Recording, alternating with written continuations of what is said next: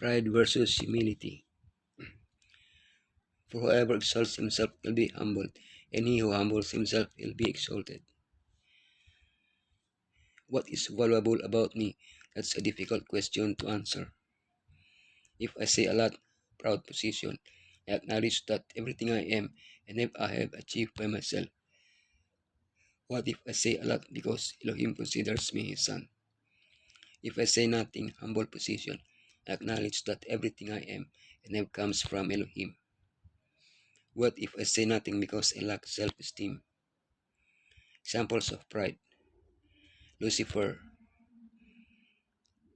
the disciples of Yeshua. Examples of humility. The tax collector. Moses. Yeshua, the perfect example. Examples of pride. Lucifer. For all that is in the world, the lust of the flesh, the lust of the eyes, and the pride of life is not of the Father, but is of the world. If we speak of pride, we must speak of the one in whom this feeling first arose. Lucifer. He decided not to be content with his position, but wanted to ascend to a higher one. In time he desired to be so exalted that he longed to occupy the very throne of Elohim. We have inherited the desire to do whatever pleases us, to possess whatever we want, and to gain positions that allow us to acquire fame or wealth. That is what the world offers us. But not all aspiration is pride. That the satisfaction derived from a child's success or personal ambition is not necessarily unhealthy pride. The important thing to remember is that our possessions, skills, and achievements do not determine our worth. Pride consists of not giving Elohim the glory for what he does in our lives. The disciples of Yeshua. Now there was also a dispute among them as to which of them should be considered the greatest.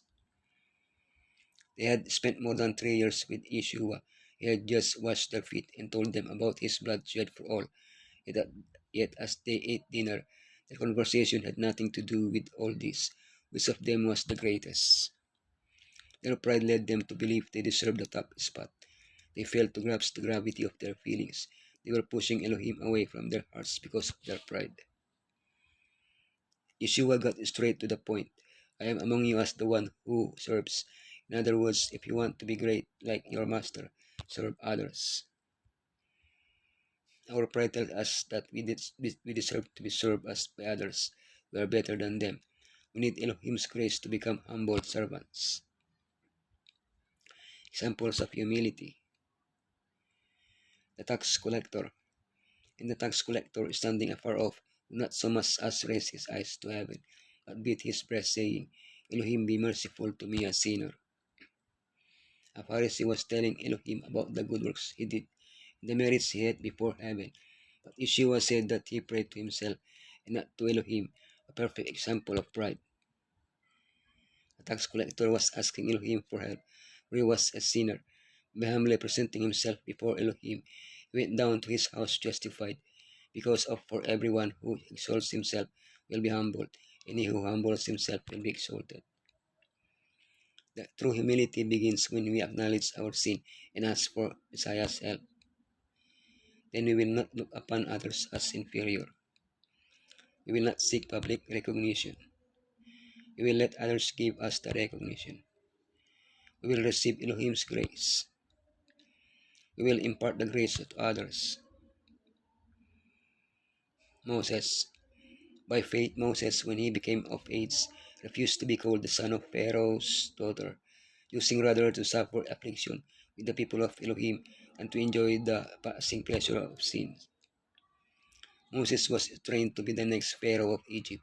He was a great strategist and had a great intellectual capacity.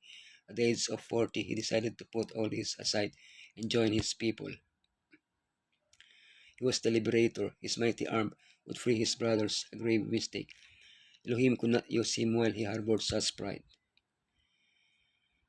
Another 40 years in communion with Elohim in the desert made him a very humble man. Now he could be used by Elohim to send plagues, cross the sea, receive the 10 Commandments, speak directly with Elohim, strike the rock. He was even able to humbly accept the punishment for his act of pride, taking credit for what he did. The example of Moses shows us that humility does not arise spontaneously in us, but we must ask Elohim to imbue us with it every day. Yeshua, the perfect example, of being found in appearance as a man, he humbled himself and became obedient to the point of death, even the death of the cross. And